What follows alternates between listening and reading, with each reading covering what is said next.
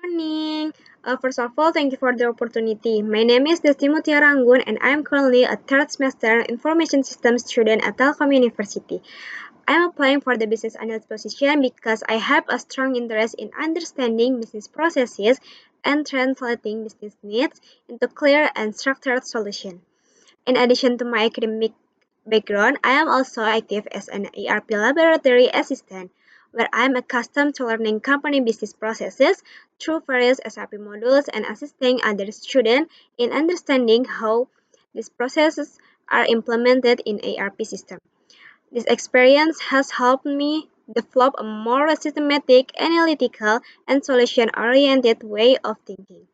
I am also involved in a student organization where I gain experience in teamwork, communication, and coordinating activities.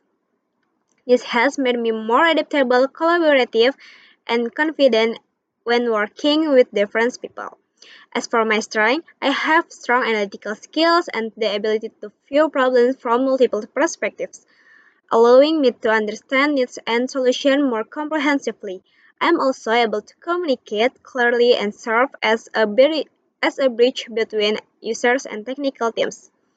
For my weakness, I realize that I am still not very detail oriented in some aspects. However, I am working on improving this by being more true and double checking my work to ensure better results. Overall, I am very enthusiastic about the opportunity to learn, grow, and to contribute as a business analyst in your company.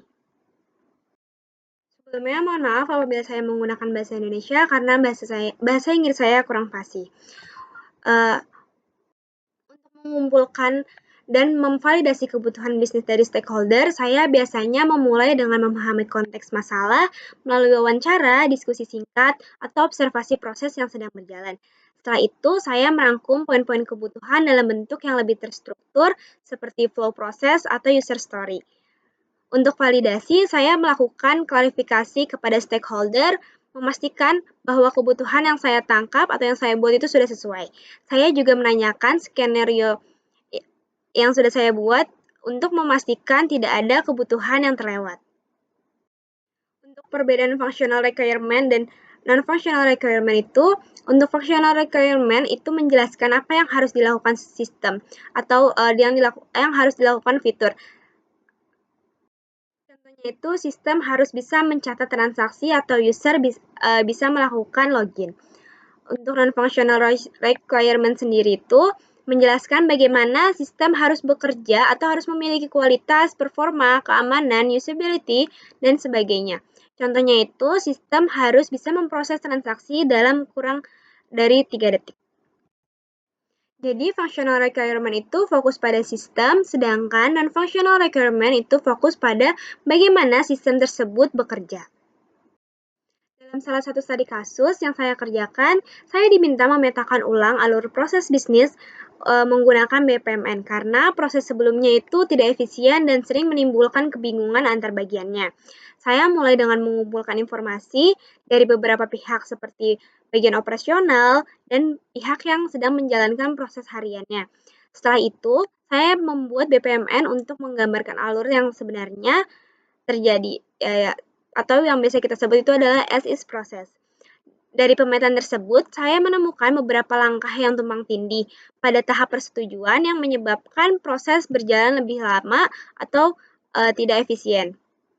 Kemudian, saya menyusun rancangan proses yang lebih efektif atau yang biasa kita sebut to be process dengan menghilangkan langkah yang tidak perlu dan menambahkan otomatisasi pada bagian-bagian tertentu. Hasil analisis BPMN ini dipresentasikan kepada dosen dan kelompok lainnya. Dan mereka setuju bahwa alur proses yang saya buat itu lebih efisien dan mudah dipahami. Perubahan tersebut akhirnya digunakan sebagai standar alur proses untuk penyelesaian studi kasus saya. Melalui pengalaman ini, saya belajar bahwa pemetaan proses yang jelas menggunakan BPMN dapat membantu mengembalikan keputusan yang lebih tepat, terutama dalam meningkatkan efisiensi waktu. Anda sebaiknya memilih saya karena saya memiliki kombinasi kemampuan analitis, pemahaman proses bisnis, dan komunikasi yang lebih baik. Pengalaman saya sebagai asisten laboratory laboratorium ERP membuat saya terbiasa memahami alur bisnis secara menyeluruh dan menerjemahkan menjadi penjelasan yang lebih mudah dipahami. Saya juga cepat beradaptasi, senang belajar hal-hal baru, dan mampu bekerja sama dengan pihak-pihak lain. Saya percaya kualitas tersebut menjadikan saya kandidat yang bisa memberikan kontribusi nyata bagi tim bisnis analis perusahaan Anda. Saya memiliki beberapa pertanyaan untuk Anda. Yang pertama, bagaimana alur kerja seorang bisnis analis di perusahaan ini, khususnya dalam berkolaborasi dengan tim teknis dan tim bisnis?